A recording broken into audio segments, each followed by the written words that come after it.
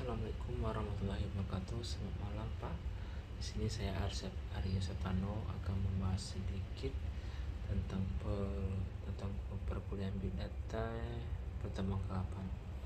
Baiklah, saya akan membahas apa itu data terstruktur.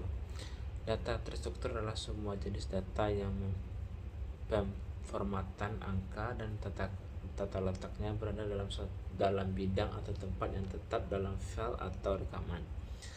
Salah satu contohnya adalah tabel Excel, tetapi tabel ini bukan satu-satunya contoh informasi terstruktur.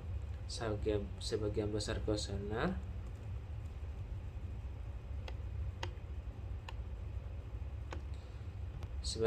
kuesioner dalam informasi nama adalah formulir tetap, tetapi formulir ini juga tidak dapat didistribusikan dengan berbagai cara, termasuk melalui email, media sosial, dan bentuk komunikasi lainnya.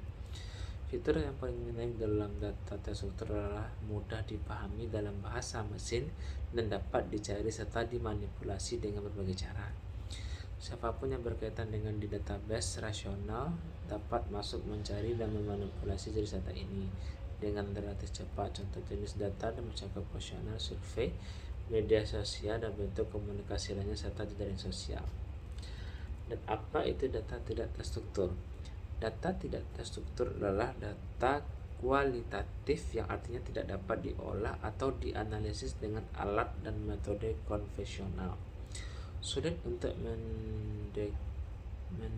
mendekonstruksinya karena tidak memiliki modal yang telah ditentukan, sehingga data harus disimpan dalam format aslinya. Model data merupakan gabungan dari tipe-tipe data seperti teks, gambar, video, audio, dan data lainnya.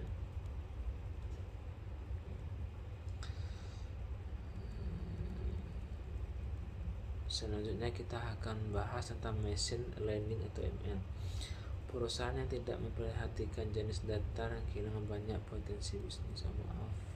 Selanjutnya, secara sederhana SNA bisa diartikan sebagai suatu gambaran interaksi dari hubungan yang selalu terjadi antara suatu individu dengan individu lain dalam suatu organisasi atau lingkungan kerja dan perusahaan. Bentuk dari interaksi ini dapat berbeda-beda sesuai dengan pandangan pelaku maupun hasil yang ingin Anda peroleh.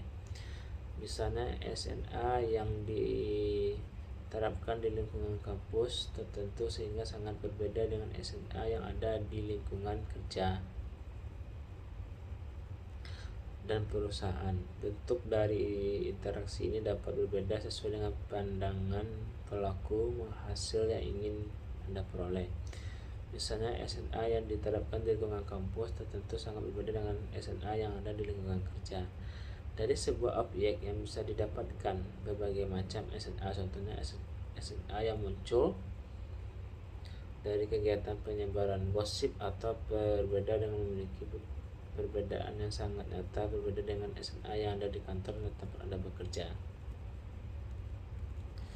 Selanjutnya tentang degree centrality adalah salah satu cara untuk mengukur sentralitas dalam suatu jaringan yang fokus terhadap seberapa banyak suatu node atau yang berkaitan terhubung dengan node lainnya. Selanjutnya tentang Shortcut Path Algorithm atau SPA merupakan metode pencarian lintasan terpendek dari sebuah graf bersambung, berarah, dan beruntai. Untuk pencarian lintasan terpendek dari sebuah graf bersambung dan berarah dapat digunakan perhitungan secara manual ataupun dengan melalui komputer. Pencarian lintasan terpendek pada graf bersambung berarah yang memiliki jumlah vertex atau RIC sedikit melalui cara manual yang mudah. Namun bila graf memiliki vertex dan RIC berjumlah besar, pencarian lintasan menjadi sukar. Pencarian lintasan secara mudah dan akurat dapat dilakukan dengan bantuan komputer. Dalam pencarian lintasan terpendek, komputer mengandalkan logika yang kita tuangkan dalam sebuah algoritma pemrograman pencarian lintasannya. Masalah yang diangkat dalam penelitian ini selanjutnya tentang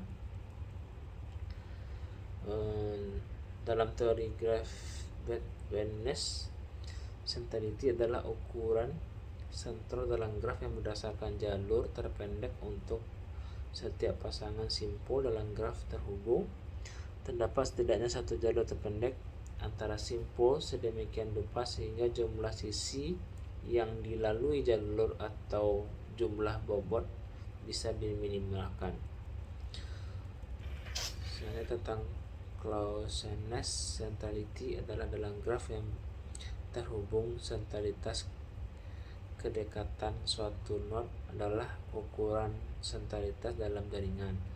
Dihitung sebagai kebalikan dari jumlah panjang jalur pendek antara node dan semua node lain dalam grafik. Jadi semakin sentral sebuah node, maka semakin dekat dengan node lainnya. Dalam teori graf, eigenvektor centrality adalah ukuran pengaruh dari sebuah node dalam sebuah jaringan.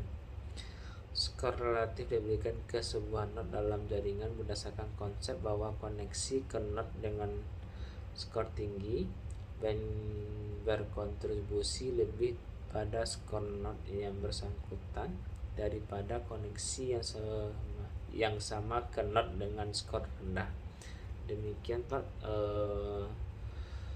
pemahaman saya tentang bab 8 ini, tentang pertemuan ke-8 ini. Sekian, terima kasih. Assalamualaikum warahmatullahi wabarakatuh.